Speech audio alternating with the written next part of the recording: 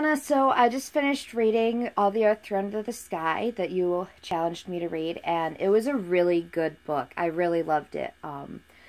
It was one of those awesome... It was one of my favorite types of fiction to read, where it's historical, but it's not really plausible. It depended a lot on my voluntary suspension of disbelief. Just because I know that the kids couldn't have had all the adventures that they actually did in real life, bumping into all the people, but it was really fun. It was really playful. I didn't really know until you said something that we had family in Dust Bowl, Oklahoma back then. I also found it really interesting in this book that they're heading to East Texas, specifically Tyler, which we have connections to now, because I know David talked about going to Tyler when he was in college, and he's went to college out there and living in Houston, East Texas. So that's kind of interesting to me.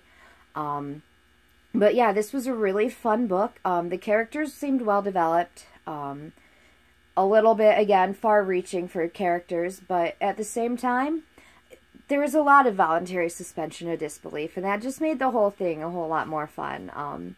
The fact that it was really super crazy. I also really enjoyed this book because it reminded me of one of my favorite books by another one of my favorite authors, The Gentleman Outlaw and Me, Eli by Mary Downing Hahn.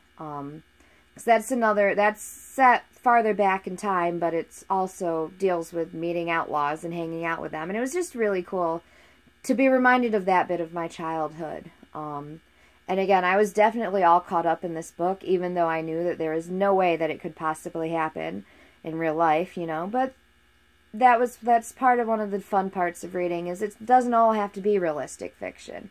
And even if it's historic, it doesn't have to be that realistic. So, thanks so much for recommending this book to me, and I can't wait to see what the next one you have for me is. Bye!